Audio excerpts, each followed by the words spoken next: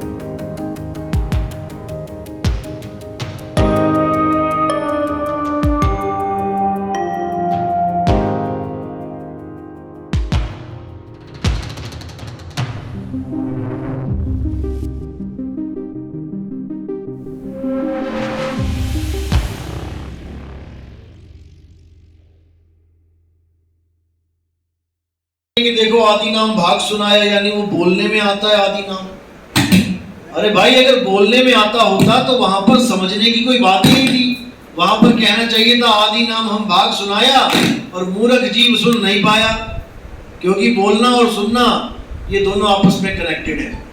लेकिन बोलना और समझना, इसमें भेद है। मैं कुछ भी बोल रहा हूं, आप सुन रहे हो, कोई भी मंत्र दूंगा आप जप सकते हो, इसमें समझने वाली कोई बात ही नहीं है। मैंने दिया ओम क्लीम, आपने जपा ओम, इसमें क्या समझोगे? यानी समझने की कोई चीज ही नहीं है इसमें। लेकिन साहिब कह रहे हैं आदि नाम हम भाग सुनाया, मूर्ख जीव समझ नहीं पाया, यानी कि अब इसमें समझने की चीज है। तो इसमें समझने की चीज है। तो समझना क्या है? एक ही चीज समझने की है, वो है सतनाम।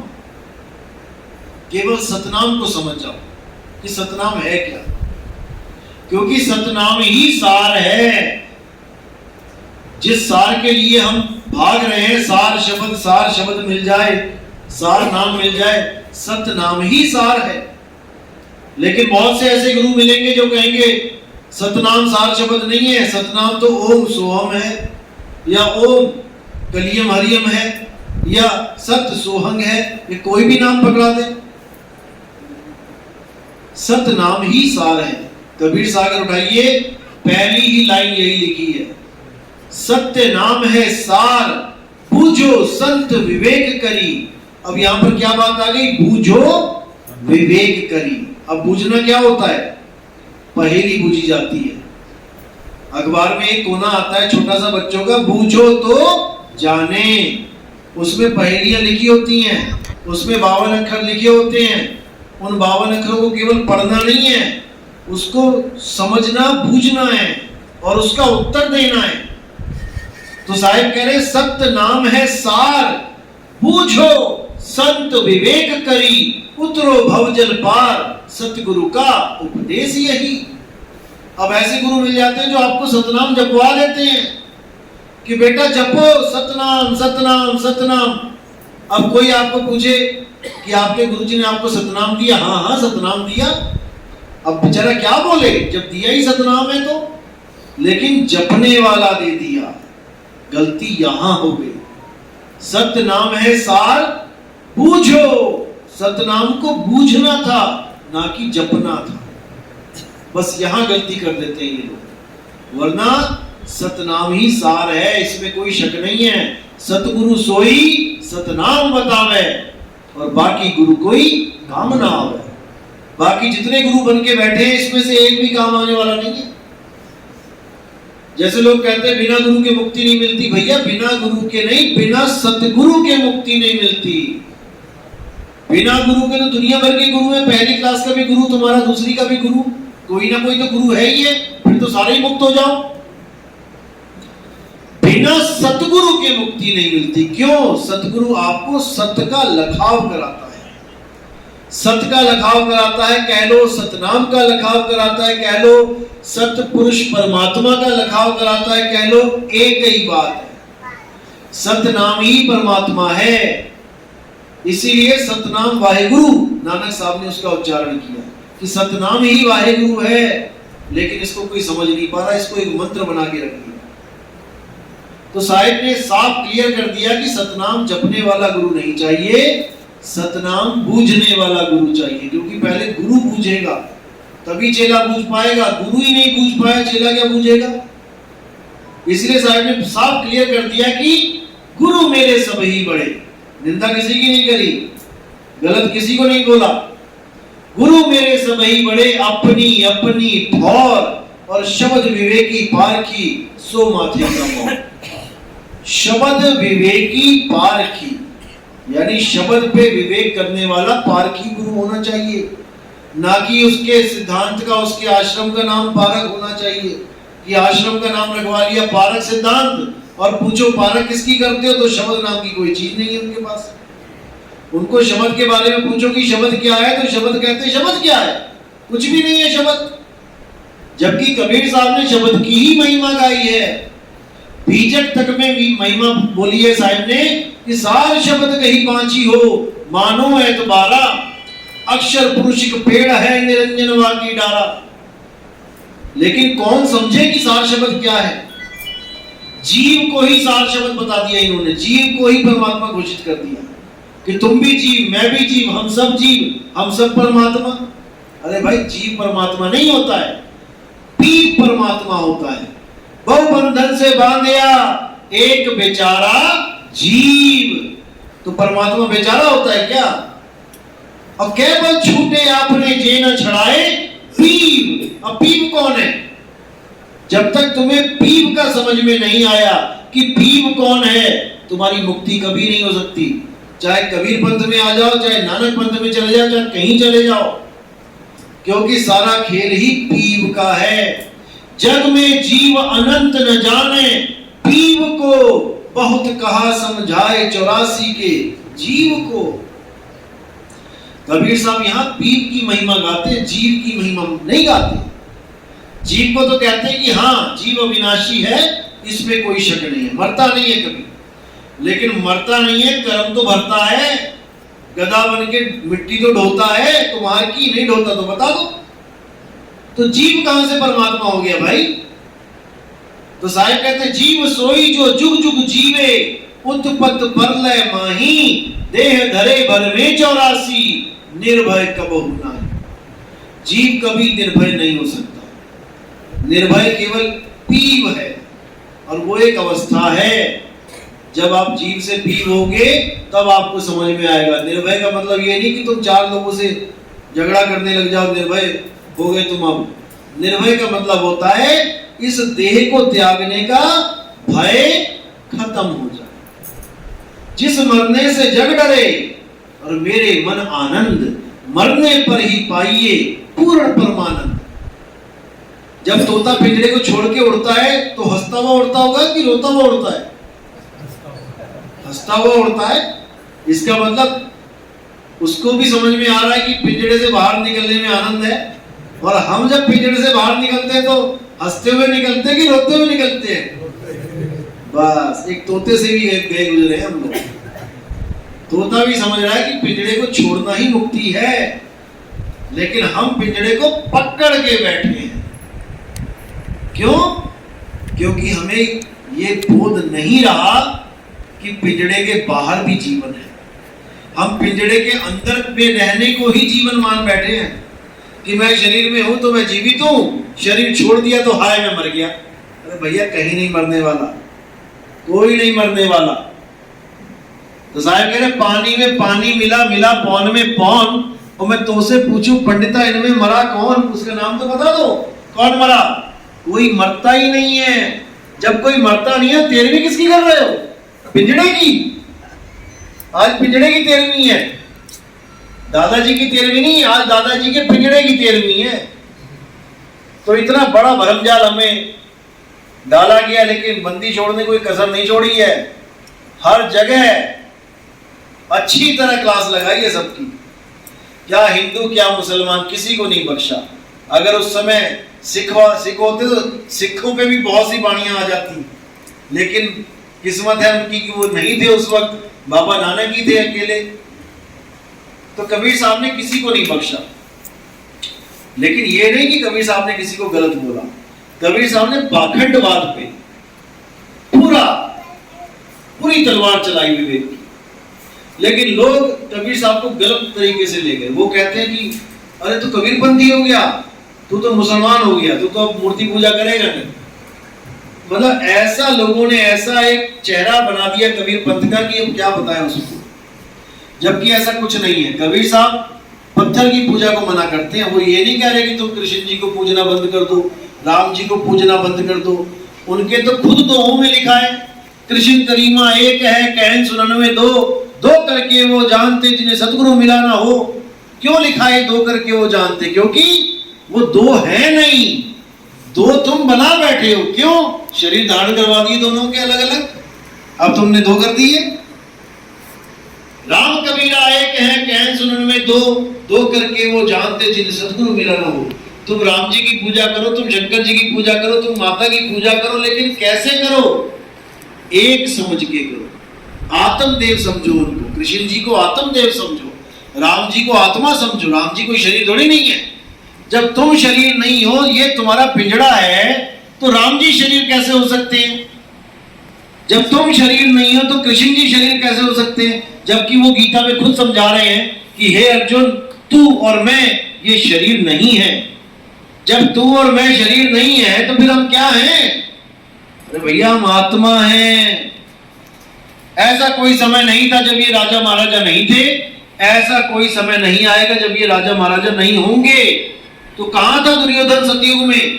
कहां था शकुनी मामा त्रेता में? बता दे कोई। क्योंकि शरीरों की बात ही नहीं चल रही है। शरीर तो आएंगे जाएंगे, एक ही युग में पता नहीं कितनी बार जन्म ले लेगा बंदा। हम कहते हैं दुर्योधन आया था कब? द्वापर युग में। अरे भाई द्वापर युग में 50-60 साल के लिए आया, उसके बाद पता नहीं कितनी बार जी लिया द्वापर में ही वो। क्या हम कलयुग में एक बार आएंगे क्या? तो फिर अर्जुन क्या एक बार आया क्या द्वापर में? या शबरी एक बार आई त्रेता में? आती रही जाती रही, लेकिन तुमने एक नाम पकड़ लिया पूरे युग में से। तो इसी को समझना है। ये शरीर पानी के बुलबुले की तरह है। देखो बाल्टी में पानी लगाओ, पानी गिर रहा है, कितने बुलबुले माइक्रो सेकंड में पैदा हो रहे हैं, फूट रहे हैं, पैदा हो रहे हैं, फूट रहे हैं। बस ऐसे ही ये शरीर चल रहा है काम, ऐसे ही ये शरीर आ रहा है, जा रहा है, आ रहा है, जा रहा है, आ रहा है, जा रहा है। लेकिन ये जीव अमर है, इसको कोई नहीं मार सकता। लेकिन ये उलझा पड़ा है शरीरों में, इसलिए बेचारा पूजनीय भी नहीं है, वरना है तो अविनाशी, लेकिन पूजनीय नहीं है। इसी को गीता में बोला, हे अर्जुन, दो प्रकार के पुरुष हैं, एक क्षर पुरुष है, एक अक्षर पुरुष है। क्षर पुरुष तो सब जीवों के शरीरों को समझो, और जीवों में शरीरों में रहने वाली ये जीवात्मा अक्षर है, अक्षर पुरुष है, जिसको नींद आ जाती है बार बार।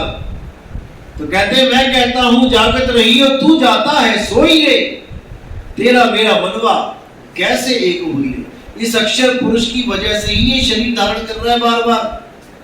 ये सब कल्पनाओं में शरीर धारण करता है। चलो यहाँ पर तो आपका शरीर है, ठीक है, आप माँ के गर्भ में से आए।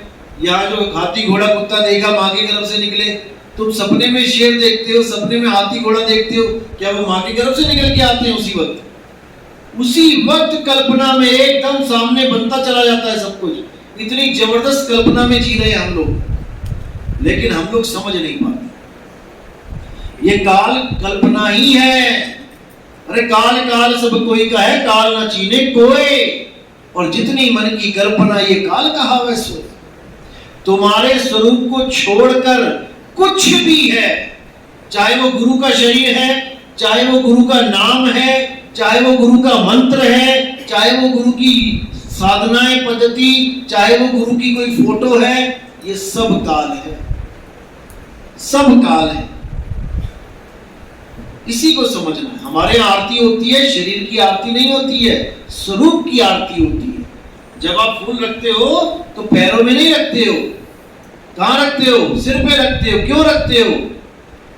क्योंकि इसके पीछे गुप्त भेद छुपे हैं। शरीर होता है पैर से लेके यहाँ तक, सिर तक, शरीरों का रोल खत्म।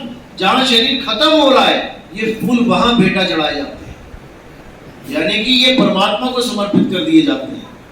जब आपको भेद आगे मिलेगा तब आपको बताया जाता है कि बंदगी ऐसे ही क्यों करते हैं, फूल क्यों रखते हैं सिर के ऊपर, ये सबको समझाया जाता है तसल्ली से। तो बात इतनी सी है कि अपना जो असली स्वरूप है उसको भूलने के कारण तुम जीव हो गए, जीव कहला रहे। अब तुम अपने स्वरूप को जान लो तो तुम्हारी जीव अवस्था यानी अज्ञान दशा खत्म हो जाएगी। तो इसीलिए साहब ने बार बार समझाया कि जो तुम्हारा स्वरूप है और जो मेरा स्वरूप है वो एक है, दो नहीं है। बस मैं अपने स्वरूप में स्थित रहता हूं इसलिए मैं परम कहला रहा हूं, और तू अपने स्वरूप को भूल जाता है इसलिए तू जीव कहला रहा है। मैं परमात्मा, तू जीवात्मा। अब अपने स्वरूप को जान लो तो तुझ में और मुझ में भेद नहीं है। गुरु ग्रंथ साहब में साफ लिखा है, तो ही मोही, मोही तो ही अंतर कैसा, बस एक जल तरंग जैसा। जैसे समुद्र नीचे है, स्थिर है, और ऊपर लहर चल रही है, नीचे भी पानी है, ऊपर भी पानी है। नीचे पानी स्थिर है इसलिए समुद्र कहला रहा है, ऊपर का पानी चल रहा है इसलिए लहर कहला रहा है। दोनों का नाम अलग हो गया ना, समुद्र और लहर, जबकि दोनों एक ही चीज है, पानी है। कोई अलग करके दिखा दे। तो जो चल रही है वो जीव है और जो अचल है वो परमात्मा है। इतनी सी बात है। इसीलिए साहब ने कहा, सतगुरु के लक्षण कहूं अचल विहंगम चाल। हम अमरापुर ले गया ज्ञान शब्द सरगाल। वो ज्ञान शब्द यानी शब्द का ज्ञान जो है मेरे सिर के ऊपर रख के ले गया मुझे अमरपुर। लेकिन ये भेद होते हैं, समझ में नहीं आते बिना गुरु के, क्योंकि परमात्मा अचल है, वो चलता नहीं है। चलता कौन है? समय चलता है। समय चल रहा है युगों युगों से, और समय ही काल है। समय के अंतर्गत जो भी चीज पैदा होती है और जो नाश हो जाती है वही काल का रूप है। इसीलिए अर्जुन को विराट रूप में सारे शरीर दिखा दिए गए। कि कहीं ये भ्रम में ना रहे कि ये सब अलग अलग हैं। एक ही स्वरूप में सबको दिखा दिया कि जितने भी स्वरूप हैं इस दुनिया में, जितने भी देवी देवता हाथी घोड़ा, जो सारे खड़े कर दिए लाइन में। तो क्या बोला, ये सब अर्जुन मैं हूं और मैं ही महाकाल हूं। काल और महाकाल में क्या फर्क होता है? वही फर्क होता है जो फौज और फौजी में होता है। फौज और फौजी में फर्क होता है ना। फौजी क्या होता है? Single person. तो काल कौन है? कंस का काल कौन है? राम कृष्ण। और रावण का काल कौन है? Ram, single person. और जब यही सारे आ जाते हैं एक साथ, यानी एक फौजी को छोड़ के सारे फौजी आ गए, तो वो फौजी नहीं, वो फौज कहलाती है। ऐसे ही कालों का काल वो है महाकाल। यानी महाकाल का मतलब जो सिंगल पर्सन को भी ले जाए अंदर, उसको भी खत्म कर दे। क्या ये खत्म नहीं हुए? सब खत्म होते हैं। कालों का काल है समय, जो सबको खत्म कर देता है, किसी को नहीं बख्शता। तो इसी को कबीर साहब ने भी अपनी वाणी में प्रमाणित किया, मोहर लगा दी कि देव निरंजन सकल शरीरा, तामे भ्रम भ्रम रहल कबीरा। अब लोग कहते हैं देखो जी कबीर साहब खुद भ्रमित थे, लिखा उन्होंने अपने हाथों से, तामे भ्रम भ्रम रहल कबीरा। जो खुद भ्रमित है तुम उसको गुरु बना के बैठ गए। भाई इसमें भेद है, कबीर और कबीरा में भेद है। कबीर है ज्ञानी आत्मा, ज्ञानी जीव, और कबीरा है अज्ञानी जीव। तो यहां पर अज्ञानी जीव के लिए बोला जा रहा है, तामे भ्रम भ्रम रहल कबीरा, यानी ये अज्ञानी जीव शरीरों में भरम भरम भटक रहा है और अपने आप को क्या मान के बैठ गया? देव निरंजन मान के बैठ गया अपने आप को। जब ब्रह्मा जी खोजने गए निरंजन को, खोज क्यों नहीं पाए? क्योंकि वो अपने आप को शरीर मान बैठे, और जिसको खोजना था उसी को लाद के लेके घूमते रहे। देव निरंजन को ढूंढना है, अगर देव निरंजन को देखना चाहते हो तो शीशे में देख लो, वहीं दिखेगा, हंसता भी दिखेगा, रोता भी दिखेगा, क्योंकि ये काया ही देव निरंजन है। इसी को साकार ब्रह्म बोला गया है। जो काया की पूजा करते हैं वो साकार ब्रह्म की पूजा करते हैं, और जो काया की पूजा नहीं करते वो निराकार ब्रह्म की पूजा करते हैं। लेकिन जो परमात्मा के विवेकी हंस होते हैं तो वो साकार और निराकार दोनों को त्याग के शब्द का ध्यान रखते हैं, क्योंकि हमारा स्वरूप शब्द है। शब्द हमारा तू शब्द का, सुन मत जा सरक, और जो चाहे निज रूप को तो शब्द ही ले परख। शब्दों को परखो कि गुरु शब्द क्या दे रहा है। कहीं मंत्र तो नहीं पकड़ा दिया गुरु जी ने और मुझे इंसान से तोता बना दिया? कहीं और कुछ तो नहीं पकड़ा? कहीं ज्योत अगरबत्ती तो नहीं दिखा दी अंदर कि मैं ज्योत को देखता रहूं? तो ज्योत का खंडन साहब ने क्या, तुमसे कहूं मैं नाम विचारी, ना वो ज्योत ना पुरुष न नारी। सारा काम ही खत्म कर दिया, क्योंकि जितने गुरुआ लोग हैं इन्हीं दो चीजों में अटकाते हैं। या तो कहते हैं बेटा प्रकाश आ जाएगा, रोशनी आ जाएगी, ऐसा सूरज चमक जाएंगे, करोड़ों सूरज चमक जाएंगे। अरे भाई सूरज चमक जाएंगे ठीक है, देख लिया, फिर क्या? उससे क्या होता है? बाहर सूरज देख लो तुम, कितना देखना, उससे क्या हो गया?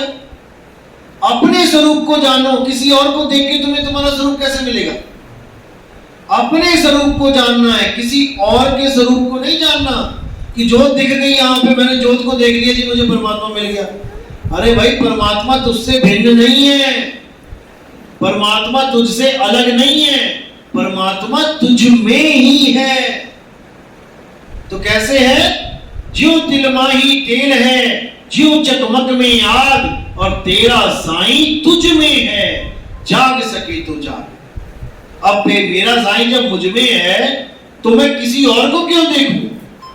मैं खुद को क्यों न जानूं? तो खुद को कैसे जानेंगे? भेदी गुरु से अपना भेद प्राप्त करके, कि गुरुजी मैं हूं क्या? पहले मुझे ये तो बता दो, जब मैं ये काया नहीं हूं, पांच तत्व नहीं हूं, ये श्वासा नहीं हूं, ये विचार नहीं हूं, ये बुद्धि नहीं हूं, ये मन नहीं हूं, तो मैं हूं क्या? जब तुम्हें यही नहीं पता कि तुम हो क्या, तो तुम ढूंढ किसको रहे हो? कोई भी चीज ढूंढने से पहले आपको उसका स्वरूप ज्ञान होना चाहिए कि मैं क्या ढूंढ रहा हूं, तभी तो उसको ढूंढ पाओगे। अब कोई कहे कि भैया क्या ढूंढ रहा है जंगल में, मुझे पता नहीं है जी क्या ढूंढ रहा हूं, लेकिन मैं ढूंढ रहा हूं, कुछ ना कुछ तो मिलेगा। क्या मिलेगा भाई? कुछ भी नहीं मिलेगा। तो पहले गुरु से स्वरूप ज्ञान लो कि तुम्हारा स्वरूप क्या है। तुम्हारा स्वरूप क्या है? शब्द स्वरूप। तुम शब्द हो, हम हैं शब्द, शब्द हम माही, और हमसे भिन्न और कछु नहीं। मुझसे भिन्न और कुछ है ही नहीं। मैं किसको देखूं? मैं कौन सा प्रकाश देखूं? मैं कौन सी अनहद नाद सुनूं? मैं कौन सी श्वासों को देखूं? मैं कौन से गुरु की काया को देखूं, जब मुझसे भिन्न कोई है ही नहीं। बस इसी को समझने में सारा जन्म लग जाता है। लेकिन जब मालिक की दया होती है, मूल ज्ञान को बंदा समझता है, तो फिर कोई भी धर्म, कोई भी जात, कोई भी पंथ का हो, वो एक झंडे के नीचे खड़ा मिलेगा आपको। जैसे सरकार जब राशन बांटती है, तो कोई धर्म हो, कोई जात हो, चाहे कोई भी हो, कहां खड़ा मिलेगा? लाइन में खड़ा मिलेगा। क्योंकि उसको जो चीज मिलने वाली है वो धर्म से, जात से, पंथ से, इन सब से न्यारी है। इसी प्रकार जो आत्म ज्ञान है वो सारे हर प्रकार के कर्म कांड से, हर प्रकार की पूजा से, हर प्रकार की नमाजों से, हर प्रकार की आरतियों से, प्रेयरों से न्यारा है। और वो 100% तुम्हारा ज्ञान है, किसी और का दिया हुआ नहीं है। कि मैं मुसलमान के घर में पैदा हो गया, पिताजी ने कुरान पकड़ा दी, वो कोई नमाजी था, उसने कलमा सिखा दिया और हो गया मैं मुसलमान। ऐसे मुसलमान नहीं हो पाएंगे। मुसलमान हम तब हो पाएंगे जब हम खुद को जान लेंगे, जब खुद में खुदा को पा लेंगे, तब हम मुसलमान होंगे। ऐसे ही मैं सिख तब बनूंगा जब मैं खुद को ही जानने की प्रक्रिया सीख लूंगा, तब मैं सिख कहलाऊंगा। ऐसे नहीं कि किसी ने पगड़ी दी 5 मीटर और मैंने बांध ली, हो गया मैं सिख। ऐसे नहीं बात बनेगी। खुद को जानना है, और जब तुम खुद को पालोगे, उसके बाद सब तुम्हारे लिए माया समान है। सब कुछ माया ही दिखने लग जाएगा तुम्हें। फिर तुम्हें लगेगा मैं कहां फंस गया आके, मैं कब निकलूं यहां से। लेकिन समय जब आता है, परमात्मा तभी दया करता है। ऐसा नहीं कि आज आपने नाम ले लिया, आपकी कल की टिकट काट देगा परमात्मा, ऐसा नहीं। आपको सहज करेगा पहले, बिल्कुल सहज हो जाओगे आप। यानी आप लहरों की तरह नहीं चलोगे कि किसी ने कुछ कह दिया हल्का सा और आप एकदम कपड़ों से बाहर आ गए, आग बबूला हो गए, ऐसा नहीं होगा। अब आप सहना सीख लोगे। आवत गाली एक है, पलटत होए अनेक, कहे कबीर नहीं पलटिए, वो रही एक की एक। उसको दो नहीं करना है। तो ये सहज अवस्था धीरे धीरे बनेगी। जब मालिक की दया होगी तभी ये सब होगा। क्योंकि अब वो समय आ चुका है जब 12 पंथ एक पंथ होगी। ये कबीर साहब की वाणी थी पहले कि धर्मदास मेरी लाख दुहाई, और ये मूल ज्ञान बाहर ना जाई। इस मूल ज्ञान को बाहर मत जाने देना। तो कहते हैं धर्मदास मेरी लाख दुहाई, मूल ज्ञान बाहर ना जाई। गुरुमुख को तुम देव बताई, कपटी से तुम राख छुपाई। ऐसा नहीं है कि तुम बिल्कुल भी बाहर मत करना। तुम्हें जो लगे कि हाँ भाई ये बंदा ठीक है, इसको मुक्ति मिलनी चाहिए, कपटी नहीं है, उसको दो और ये अपनी भक्ति करके निकल जाए। और बाकियों को क्या देना है? अरे पवित्र ज्ञान तुम जग में भागो, मूल ज्ञान गुप्त कर राखो। पवित्र ज्ञान भागो, जितनी स्टोरियां सुनानी है सुनाओ। काल ऐसे था वैसे था, परमात्मा ने ऐ कर दिया वो कर दिया, 16 पुत्र पैदा कर दिए। बताओ, परमात्मा के 16 ही पुत्र हैं। हम लोग कौन है फिर? हम लोग क्या हैं फिर? उधर वो ईसा मसीह वाले कह रहे हैं कि ये is the son of God. तुम क्या हो? जमाई हो फिर उसके? तुम भी तो सनी ऑफ गॉड हो भाई। सब परमात्मा के पुत्र हैं। एक नहीं है कि तुम एक पे मोहर लगा दो। सब परमात्मा के बच्चे। 16 तो गुण बताए गए हैं, लेकिन अज्ञानी जीव समझ नहीं पाया। वो एक कहानी बना के बैठ गया, कुरुम का खोपड़ा फाड़ के और 5 तत्व ले आए। कुरुम का खोपड़ा क्या है? ये कछुए का विस्तार है। कछुए में से ही विस्तार हुआ है, जैसे कछुए का विस्तार होता है। तुम्हारी सूरत का विस्तार हुआ है, वही कुरुम का गुण है। उसी में से ये कल्पना रूपी 5 तत्व निकल आए हैं। ये सब कल्पना में है। इनको असल मत समझ लेना, ये तब तक असल है जब तक तुम जाग रहे हो। जैसे ही तुम सो जाते हो ये खत्म, स्टोरी खत्म इसकी। अब दूसरी स्टोरी कहाँ चलती है? सपने में। यहाँ पर तुम भिखारी हो, भीख मांग रहे हो, सपने में तुम राजा बन गए, भोग विलास कर रहे हो।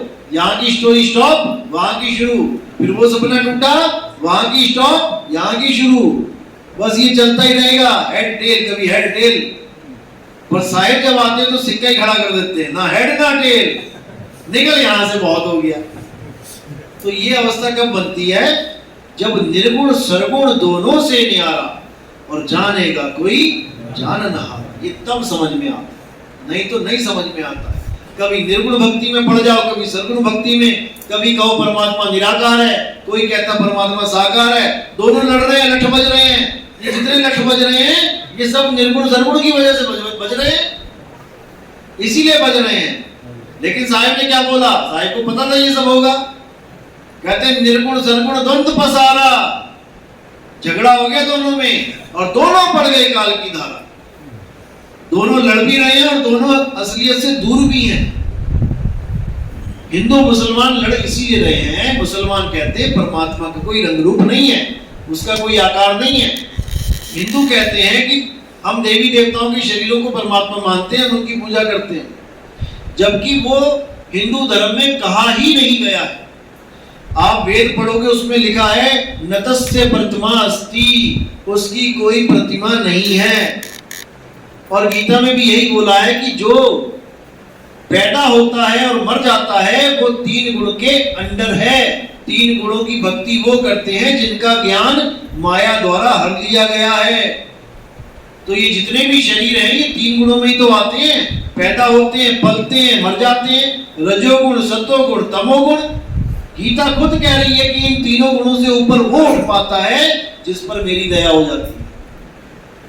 जो मेरे ज्ञान को समझता है वो माया को सहज ही त्याग के आगे बढ़ जाता है। मेरे ज्ञान को समझता है यानी आत्म ज्ञान को समझता है। कृष्ण जी यहाँ अपनी पूजा करवाने नहीं आए थे कि तुमने गीता पढ़ी बाकी देवताओं को छोटा बना दिया एस्कॉन वालों ने। अरे नहीं नहीं, वो तो देवता है, कृष्ण जी ने मना किया है गीता में कि देवताओं की पूजा नहीं करनी है। कृष्ण जी ने कहा मेरी पूजा करो। अरे भाई मेरी पूजा करो, लेकिन शरीर के रूप में करोगे तो वो भी देवता में गिनती आ जाएगी उनकी। शरीरों में अगर तुम देखोगे कृष्ण जी को तो वो भी देवता ही है, हिंदुओं के देवता है कृष्ण जी। लेकिन कृष्ण जी क्या कह रहे हैं? जो मुझे इंसान करके मानता है, बिल्कुल साफ लिखा है, जो मुझे इंसान करके मानता है, यानी मेरी आंख, मेरे कान, मेरे नाक, ये मुझे मानता है, वो मूढ़ है, अज्ञानी है। हे अर्जुन, मैं अजन्मा हूं, इसको समझो। मैं अजन्मा हूं तो क्या तुम अजन्मे नहीं हो? कौन अजन्मा नहीं है बताए? सब अजन्मे हैं, लेकिन हम समझ नहीं पा रहे हैं। अपने आप को तो मान रहे हैं कि हाय मैं तो मर जाता हूं, और भगवान को मान रहे हैं भगवान अजन्मा है। अरे भैया तुम भी अजन्मे हो, ये तो शरीर जन्म ले रहा है बार बार, तुम थोड़ी नहीं ले रहे हो। यानी तुम रोज कपड़े बदल रहे हो, तुम कपड़ा थोड़ी नहीं हो गए कि आज चिरंजी लाल लाल है तो कल को पीला हो जाएगा। चिरंजी लाल के कपड़े लाल और पीले हरे गुलाबी हैं, चिरंजी लाल वैसा ही है रोज का रोज। लेकिन समझ में नहीं आता है क्योंकि वेदी गुरु नहीं मिल रहा। जब वेदी गुरु वेद बता देगा तो सारी कहानी सोलह हो जाएगी। तो कहते नौमण धागा उलझा, कहो कौन सुलझाए? और सतगुरु ऐसा सुलझाया कि अब उलझा ना जाए। एक पतंग उड़ाते हैं छोटी सी चरखी, वो उलझ जाती है तो उसी में पूरा दिन निकल जाता है सुलझाते सुलझाते। यहाँ पे 9 मण धागा, एक मण में कितना होता है? 40 किलो। तो सोचो कितना होगा। तुम्हारा पूरा जन्म के, तुम्हारे दादे परदादे का जन्म निकल जाएगा सुलझाने में, और निकल भी गया है। ये दादे परदादों का जन्म निकल गया सुलझाने में, ये तो गुत्थी अब सुलझ रही है। कितने लोग कहते हैं 50 साल हो गए जी गीता पढ़ते पढ़ते, बड़े बड़े संतों को सुना गीता में, सब बोलने वाले संतों को सुना, समझ में अब आ रहा है, सुना उनको खूब, लेकिन समझ में अब आ रहा है कि वो भी क्या समझा के चले गए, क्या बता के चले गए, किसको पुजवा के चले गए। आत्मा आत्मा आत्मा करते शरीर की पूजा करवा के चले गए। नहीं समझ में आता भाई, किसके समझ में आता है? जब परमात्मा की दया होती है। प्रभु कृपाल कृपा करे, नाम नानक साधु संग मिले। तब होती है मालिक की कृपा, जब कोई जीवन में आता है आपके सत्य को बताने वाला, क्योंकि असत्य बताने वाले बहुत हैं, गिनती नहीं कर पाओगे। लेकिन जब सत्य बताने वाला आता है, फिर आदमी ये भी भूल जाता है कि मेरा धर्म क्या है, मेरी जात क्या है, मेरा क्या बात है मेरी। मुसलमान लोग आते हैं नाम लेने, मैं उनसे पूछता हूँ भैया बिरादरी में तुम्हें बेदखल कर दिया जाएगा, पता लग गया अगर ये घर वापसी होगी इसकी तो। वो कहते भाई हमें जो चाहिए था हमें मिल गया, अब वो चाहे निकाले चाहे धक्के दे, हमें इससे कोई मतलब नहीं है, हमें खुदा को पाना था। उन्होंने खुदा को केवल मनवाया है, जनवाया नहीं है। मनवा रहे हैं कि मान लो खुदा को, मान लो खुदा को। अरे मान के क्या हो जाएगा, तुम्हें प्यास लगी है, मान लो कि तुम्हारा गला गीला है, मान लो कि तुम्हारा गला गीला है, उससे क्या हो जाएगा मान के? पानी है तो दो, अल्लाह को जानते हो तो बताओ। कि एक मुसलमान जी के साथ मेरी वार्तालाप हुई तो 2-2.5 घंटे की थी, लेकिन रिकॉर्डिंग थोड़ी सी 40 मिनट की। उसमें शुरू में उसने बहुत जोर लगाया कि नहीं अल्लाह को कोई देख नहीं सकता, अल्लाह दिखता ही नहीं, निराकार है। मैंने कहा ठीक है कोई बात नहीं, मुझे पता है कहाँ फंसेगा। धीरे धीरे धीरे चलते रहे, मैं आगे से आगे गुत्थियां खोलता रहा, बताता रहा अनजान बन के भी कि भाई मुझे कुछ नहीं पता, क्योंकि किसी से कुछ लेना है ना तो अनजान बनना पड़ेगा कि भैया मुझे कुछ नहीं पता, तुम बताओ। और बहुत अच्छा बताया उसने, जितना उसको पता था उसने बड़ा अच्छा बताया। तो एक जगह मूसा जी का जिक्र आ गया कि मूसा ने जिद पकड़ ली कि अल्लाह मैं तुम्हें देखना चाहता हूं। पूरी कुरान में और किसी के साथ ये हादसा नहीं हुआ है, जबकि बात सबसे होती थी, अल्लाह की बात सबसे होती थी। मैंने तो सबसे पहले यही सवाल पूछ लिया कि भैया अगर वो बात करता है तो मुंह से करता होगा या मुंह के बिना भी कहीं से बात निकलती है? पहले तो वही कंफ्यूज हो गया, वो क्या बोलूं मैं, हाँ बोलूं कि ना बोलूं। वहीं पे दुविधा में पड़ गया कि यार ये बात भी सही है कि यार बोलेगा तो आवाज तो मुंह से होनी चाहिए, अगर बिना मुंह की आवाज होगी तो फिर सबको सुननी चाहिए, फिर तो सबको सुननी चाहिए क्योंकि खुदा हर जगह है। तो बात चली मूसा की, तो मूसा पीछे पड़ गए महाराज जी कि अल्लाह मैं आपके दर्शन करना चाहता हूँ, अल्लाह मैं दर्शन करना चाहता हूँ। अल्लाह कहते रहन दे, अल्लाह कहता रहन दे, नहीं हो पाएगा। जैसे अर्जुन कहता महाराज मैं आपके दर्शन करना चाहता हूँ, कृष्ण जी कहते रहन दे, इन आंखों से नहीं हो पाएंगे, इसके लिए तुझे दिव्य दृष्टि चाहिए। वहां पर भी दिव्य दृष्टि दी गई है, ये आंखें तो खुल नहीं पाएंगी, एक सूरज के सामने नहीं खुल पाएंगी तुम्हारी आंखें अगर कड़कड़ाता सूरज आ जाए। और वहां पर लिखा है लाखों करोड़ों सूरज कुरुक्षेत्र की धरती पे उतर गए, नहीं लिखा तो बताओ? सेम चीज वहां पर उसने वो बोल दी। कहता मूसा ने कहा कि अल्लाह मैं तुम्हें देखना चाहता हूं। अल्लाह ने कहा भाई तू मुझे नहीं देख सकता, तू ऐसा कर पहाड़ के पीछे छुप जा। और अल्लाह ने पर्दा उठाया, केवल थोड़ी सी झलक दिखी और पूरा पहाड़ काजल बन गया, इतना काला हो गया, जल गया। तो मैंने उसको यही बोला, मैंने कहा भाई अब तुम इसी में समझ लो कि अगर थोड़ी सी झलक उठी तो पूरी भी उड़ सकती है, अगर थोड़ी सी झलक दी है तो पूरी भी दे सकता है। और वो देता है, लेकिन हम लोग समझ नहीं पाते कि उसका दीदार करना कैसे। वो देने वाला तो दे रहा है, अगर वो मूसा को झलक दे रहा है इसका मतलब वो दे सकता है। तुम कह रहे हो कि अल्लाह दिखाई नहीं देता क्योंकि तुम्हें नहीं मिली। मूसा तो गवाही दे रहा है कि हाँ मुझे इतनी सी मिली थी, वही नहीं संभाल पाया मैं। इसका मतलब अगर संभालने वाला होता तो पूरा अल्लाह संभाल लेता, लेकिन नहीं समझ में आ रहा किसी। तो ऐसे ही कबीर साहब कहते कि ये कहना बंद कर दो कि परमात्मा नहीं है और वो दिखता नहीं है। दिखने का मतलब ये नहीं कि तुम्हें चमड़े की आंखों से दिखेगा। साहब कहते देखत देखत दिखण लागे, मिट गए सकल अंदेश, सूरत से देख ले वह देश।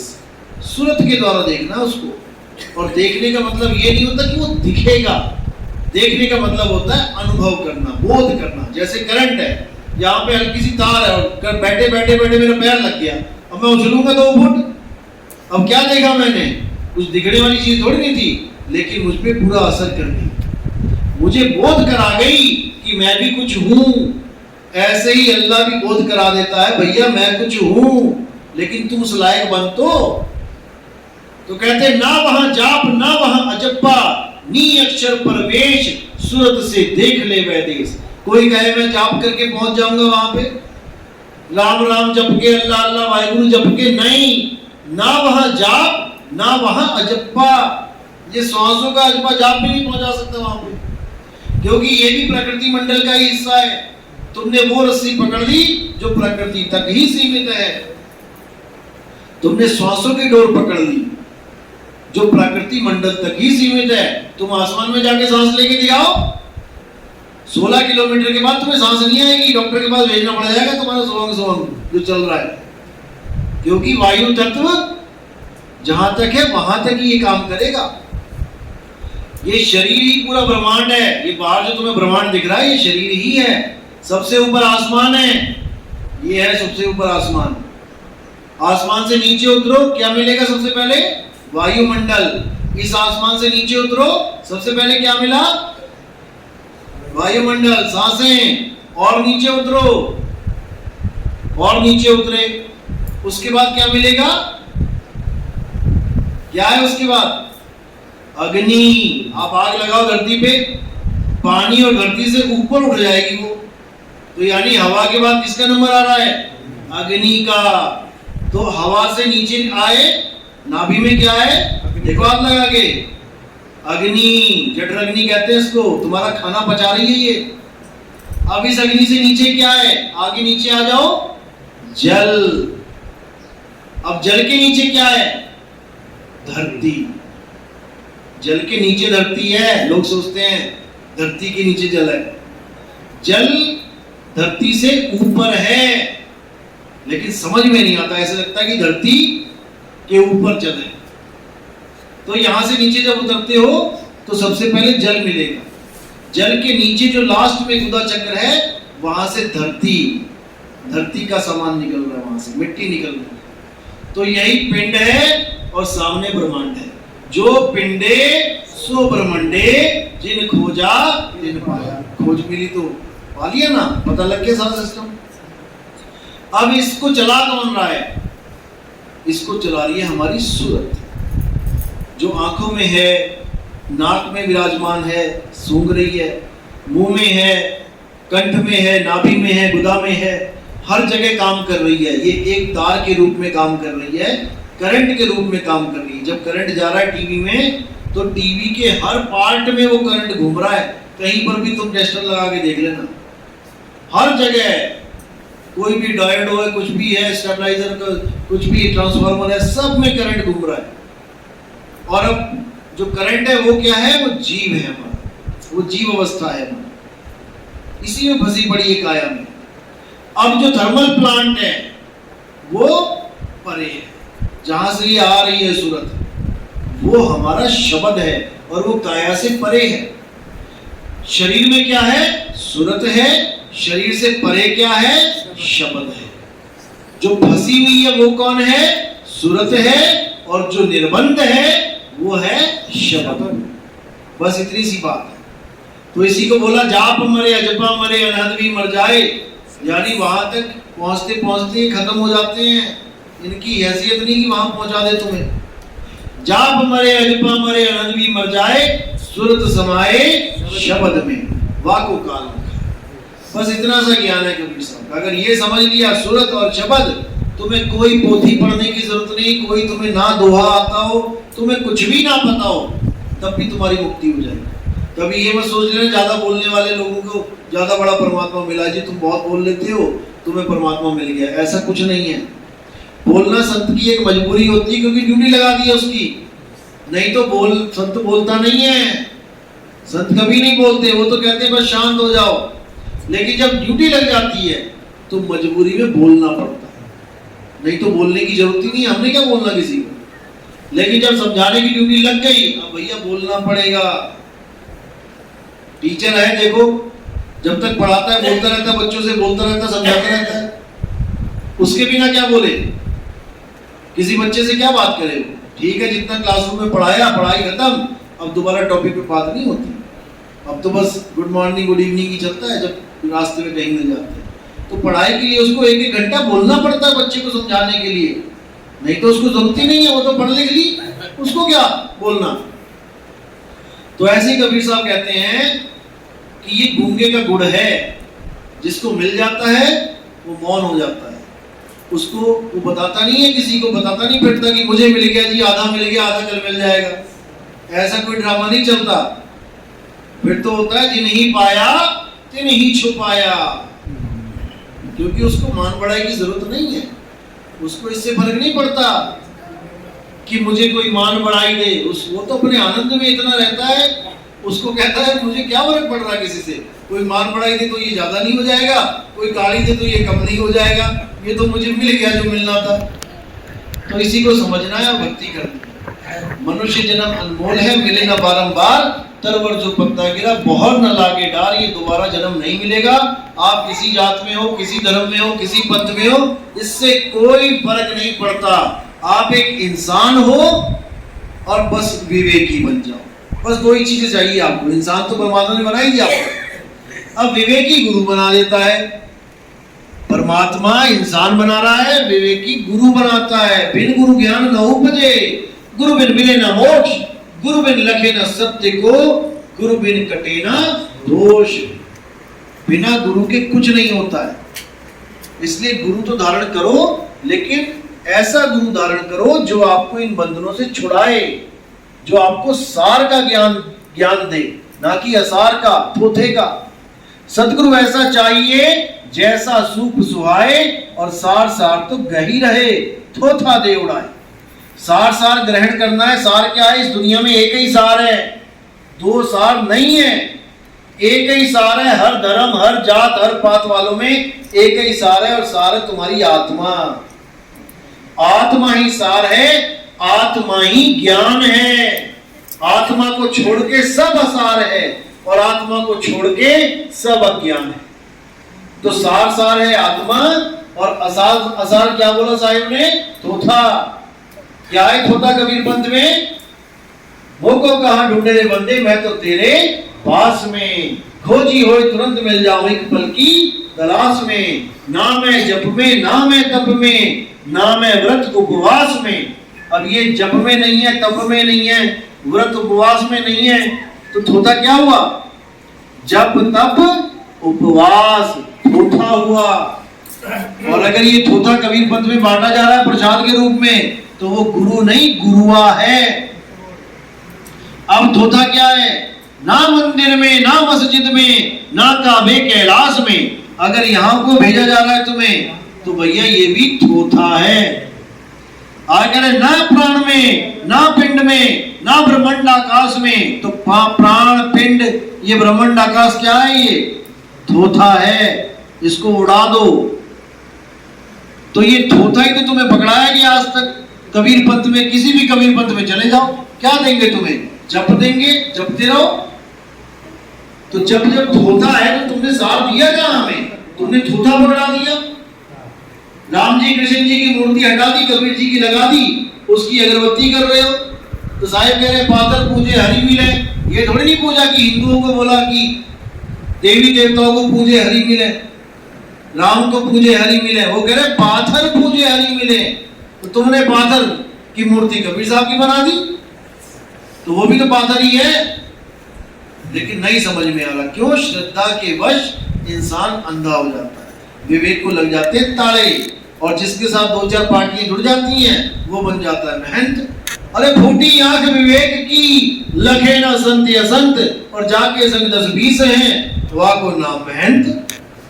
महंत बने बैठे हैं, मूर्ति पूजा करवा रहे हैं कबीर साहब के नाम पे। कबीर साहब भी सिर पे ऐसे हाथ धर के बैठे होंगे जहां बैठे होंगे। ये कैसे बंदे आ गए हमारे पंथ में? जिस चीज का मैंने खंडन किया उसी को हाईलाइट करके पैसा इकट्ठा किया जा रहा है। इधर कबीर साहब की फोटो, इधर गल्ला, बड़ा बड़ा लिखा है दान दे। अरे भाई, और राम जी कृष्ण जी की फोटो हटवा के, क्योंकि उनको लग रहा था देखो कृष्ण जी की फोटो लगी है, दान बढ़िया दुकान सजी है, क्यों ना हम भी सजा लें। कृष्ण जी की फोटो हटा दी, कबीर साहब की लगा दिया बढ़िया गल्ला, डालो दान इसमें, कमाल हो गई। तो ये सब पाखंडवाद है। कबीर साहब के पंथ में ये सब अलाउ नहीं है। असली कबीर पंथी वो है जो कबीर साहब की मूर्ति को देखकर माथा ना टेके, वो है असली कबीरपंथी। जो माथा टेकने का आएगा कबीरपंथी वो। पिताजी आपको मानूंगा पर आपकी नहीं मानूंगा, ये वो वाला हाल हो गया। आपको तो पिताजी मानूंगा क्योंकि पैसा चाहिए, प्रॉपर्टी चाहिए। अगर कह दिया तू मेरा पिता नहीं, वो कहेगा निकल यहां से बेदखल। तो कबीर पंथ में कबीरपंथी तो मैं रहूंगा क्योंकि रोटी सेकनी है, लेकिन मानूंगा नहीं तेरी। क्यों? क्योंकि विवेक की कमी है। अगर ये विवेक जाग जाए तो उनकी एक एक बात को बंदा माने, क्योंकि उन्होंने कभी असार कहा ही नहीं। वो तो यही कहते हैं भैया मेरी एक एक वाणी को समझ ले, तेरा जीवन बदल जाएगा। एक एक वाणी का मेरी आधी साखी को समझ ले। अगर आधी साखी भी समझ ली तुमने तब भी तुम्हारा जीवन बदल जाएगा, लेकिन उस आधी साखी को समझने में तुम्हारा पूरा जीवन लग जाता है। चलो प्रथम दीक्षा वाले कौन है? हाथ खड़े करो और खोज कर लो। अभी बहुत से डॉक्टर बैठे हैं गुरु बन के, एक आधे को सुन लो, अच्छी तरह समझ लो, और जब लगे कि हाँ भैया इन डॉक्टरों से इलाज नहीं होगा मेरा, तब आ जाना। समझ लो, अगर पक्के हो तभी नाम लेना। अगर हल्की सी भी दुविधा है अभी नाम मत लेना, क्योंकि वरना नुकसान हो जाएगा तुम्हारा। नुकसान क्यों होगा? इस पंथ में विश्वास हट जाएगा तो फिर और कोई पंथ नहीं है तुम्हें बचाने वाला, इतना याद रखना। परमात्मा का एक ही पंथ है, और वो क्या है? 12 पंथ काल फुरमाना, भूले जीवन जाए ठिकाना। 13वें पंथ हम ही चले आए और सब पंथ मेट के एक पंथ चलाए। हम ही चले आए का मतलब ये नहीं है कि वो शरीर रूप में आएंगे, ज्ञान रूप में आते हैं। साहिब कबीर का सबगट वासा, गुप्त प्रगट कुछ अजब तमाशा। जहां संत तहां प्रगट भयऊं, और जहां असंत गुप्त तहां रहूं। जहां संत यानी कि सच्ची बात कोई बताने वाला है वहां वो प्रगट है, वही बोल रहा है। और जहां कोई गलत बताने वाली बात है वो निरंजन बोल रहा है। वो तो साहिब ने साफ बोला, जहां कबीरा करे गुरुवाई वहां निरंजन द्वंद्व मचाई। देखो यूट्यूब पे द्वंद्व मचा पड़ा है, क्योंकि कबीर की गुरुवाई को निरंजन झेल नहीं सकता। वो नहीं चाहता कि सारे ही निकल जाओ यहां से, मैं मर जाऊं अकेला यहाँ पे। वो तुम्हारे ऊपर राज करता है, तुम प्रजा हो उसकी। और किसी की प्रजा को कोई कन्वर्ट करे तो देखो बजरंग दल वाले क्या करते हैं फिर। यहाँ कैसे आ गया किताब लेके, अपने उधर चल। तो ऐसे ही होता है। भूल गए उस दिन बंदाना, तो नाम जाप तो छुड़वा दिया जाएगा कुछ दिनों के बाद, लेकिन बंदगी आपने अंत समय तक रखनी है, ये रोज करनी है। ठीक है, अब आरती होगी।